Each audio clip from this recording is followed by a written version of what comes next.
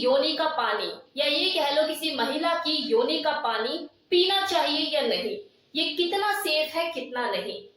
बहुत से लोगों का ये सवाल है जो कि कंटिन्यू मुझसे पूछा जा रहा है और ये सवाल कमेंट सेक्शन में तब से ज्यादा आने लग गया है जब से मैंने ओरल सेक्स के ऊपर वीडियो बनाया था।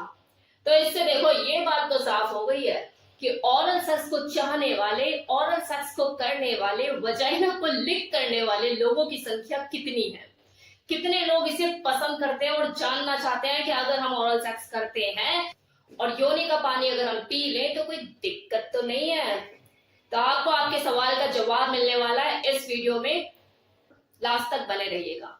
तो देखो, सबसे पहले आप इस चीज को समझिए कि आप चाहे अपनी मर्जी से उसकी योनि का पानी पिए या ना पिए, जब आप अपने पार्टनर को लिक करोगे वजाइना उसकी, उसे प्लेजर फील होगा ही होगा, वो आनंदित होगी क्योंकि वो उसका पावर हाउस है। 8000 से भी ज्यादा नर्व्स का बंडल होता है वहां पे। तो जब आप उसकी क्लिट को प्ले करोगे, अपनी टंग से उसको लिक करोगे, तो उसको सेंसिटिविटी फील होगी होगी और उसकी वजाइना में से फ्लूइड निकलेगा ही निकलेगा।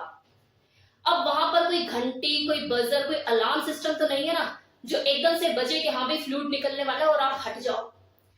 तो आप भी मदमस्त होके लगे हुए और जो वाइफ है वो भी दूसरी दुनिया में पहुंच चुकी है। पानी है योनि में से निकलेगा ही निकलेगा और आपके मुंह में वो थोड़ा बहुत जाएगा ही जाएगा। इस चीज से आप बच नहीं सकते। ये बिल्कुल वैसी ही चीज है जैसे कोई फीमेल अपने मेल पार्टनर का ओरल सेक्स करती है, उसके पीनस को लिक करती है, सक करती है और जाने अनजाने में उसका जो फ्लूइड होता है मुंह में चला जाता है। तो इस चीज से आप बच नहीं सकते, फिर वो चाहे मेल हो या फिर फीमेल। अब बात आती है कि अगर योनि का पानी मुंह में चला जाए या कोई खुद से पी ले, उसका मन है जिसे पीना चाहता है, तो इसके क्या फायदे और क्या नुकसान। तो देखो, इसके ना तो कोई फायदे हैं और ना ही कोई नुकसान। ऐसा नहीं है कि अगर आपने योनि का पानी पी लिया तो आप सुपरमैन बन गए और एक मुक्का मारोगे दीवार तोड़ के बाहर, तो ऐसा नहीं है। और हाँ देखो, नुकसान भी बस एक ही कंडीशन में है कि जिसका आप वजाइनल डिस्चार्ज पी रहे हो, योनि का पानी अगर आप पी रहे हो और उसकी जो मेडिकल हिस्ट्री है उसमें कुछ गड़बड़ है, उसे कोई इन्फेक्शन है, अंदरूनी कोई बीमारी है, वो हेल्दी फिट नहीं है, और अगर ऐसी कंडीशन में आपने उसका योनि का पानी पी लिया तो आपको दिक्कत हो सकती है, इन्फेक्शन हो सकता है, कोई सेक्सुअल ट्रांसमिटेड डिजीज भी आपको ट्रांसफर हो सकती है।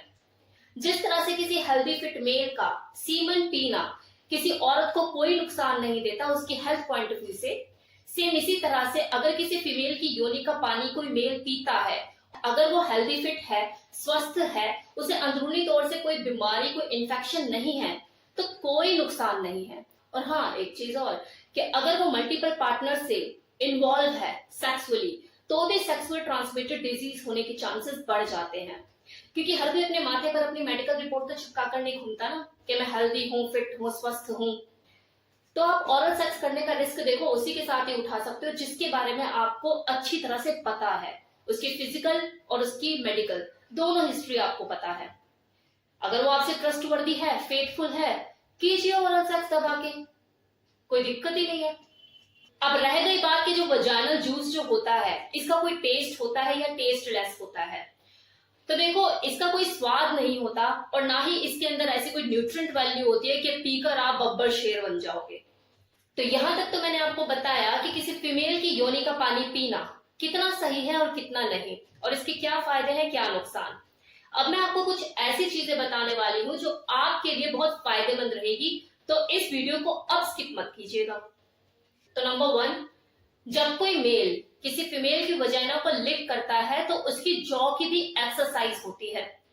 लेकिन हाँ, लिक करने का तरीका होना चाहिए, एक परफेक्ट फॉर्म में चीज होनी चाहिए। ऐसे नहीं कि लबड़ तबड़ करे जा रहे हो, ऐसे ना तो वो स्टिमुलेट होगी और ना ही आपकी जॉ की एक्सरसाइज होगी। अब वो तरीके क्या है वो मैं ओरल सेक्स वाली अपनी वीडियो में बता चुकी हूँ, आप चाहे तो जाकर देख सकते हैं। Now second point, maximum female enjoy करती ही है कि उसकी वजाइना को भी लिक करे, कोई सक करे, इसमें कोई दो राय नहीं है। जिसने आज तक नहीं ट्राई किया उसे पता भी नहीं लगेगा कि इसमें एंजॉयमेंट क्या फील होता है। लेकिन इस बात में कोई दो राय नहीं है कि जो एक बार करा लेती है तरीके से, उसका फिर बार बार मन करता ही है कि हाँ मेरे को कोई वजाइना को लिक करे। लेकिन ऐसा भी देखा गया है कि अगर कोई मेल जिसे पसंद नहीं है वजाइना को लिक करना, अगर वो एक बार कर ले उसके बाद वो खुद एडिक्टेड हो जाता है। उस आदमी का स्टेट ऑफ माइंड बिल्कुल चेंज हो जाता है। उस वक्त ना तो वो डोमिनेंट रहता है और ना ही सबमिसिव, बस उसका जो मेन फोकस होता है वो वजाइना को लिक करना, वो पॉइंट होता है। और उसकी इस एडिक्शन के पीछे सबसे बड़ी वजह जानते हो क्या है?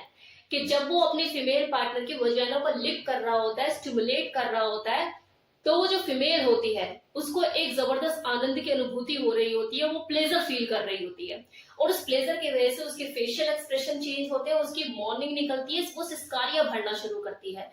और जब वो उसकी सिस्कारियां, उसकी आहें, उसकी गर्म तेज सांसें, उसकी आवाजें जब उस आदमी के कानों में पड़ती है, उसकी ऐसे में उसकी जो ज्ञानेंद्री होती है, जिसे कानेंद्री भी कहते हैं, ये जागरूक होती है। और जब वो उसके फेस के बदलते हुए हाव भाव, जो उसके फेशियल एक्सप्रेशन होता है, जब वो देखता है, तो इसकी जो दूसरी ज्ञानेंद्री होती है, आंख, ये भी एक्टिव हो जाती है। जिसकी वजह से जब वो फील करता है इन सब चीजों को, तो उसके बॉडी के अंदर एक अजीब सी सेंसेशन होती है, और उसके जो पीनस होता है, उसका जो जेनिटल होता है, उसमें एक हार्ड इरेक्शन वो फील करता है। और उसकी जो बॉडी है एक्टिव मोड में आ जाती है सेक्सुअली एक्ट परफॉर्म करने के लिए। उस फीमेल की सिस्कारियां, उसकी मॉर्निंग एक तरह से उस आदमी के लिए वाइग्रा का काम करती है। ऑरल सेक्स किसी फीमेल की मेंटल हेल्थ के लिए भी बहुत फायदेमंद होता है। कैसे? तो देखो, सबसे पहला बेनिफिट तो यही होता है कि ऑरल सेक्स के दौरान उस फीमेल को संपूर्ण सेटिस्फैक्शन मिलता है, प्लेजर फील होता है, जिसकी वजह से वो ऑर्गेज्म पर जल्दी पहुंच पाती है। अगर उसको राइट वे में करने वाला कोई हो, तरीके से उसकी क्लिट के साथ टंग प्ले करने वाला हो, स्टिमुलेट करने वाला हो।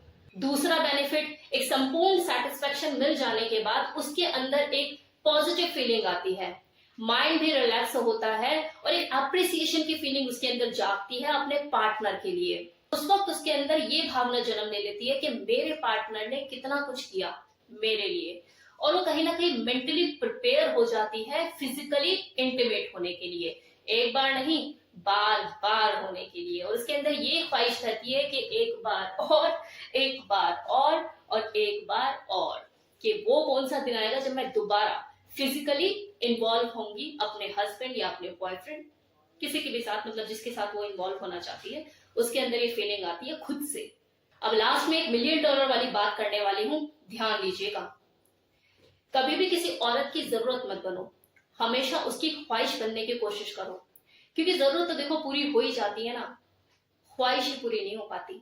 अगली 10 के साथ कर भी लेना अपनी जिंदगी में, तब भी यही बोले यार उसकी बात कुछ अलग ही थी, पता नहीं ऐसा मेरी जिंदगी में कभी कुछ होगा भी या नहीं, आपको पल पल याद करे।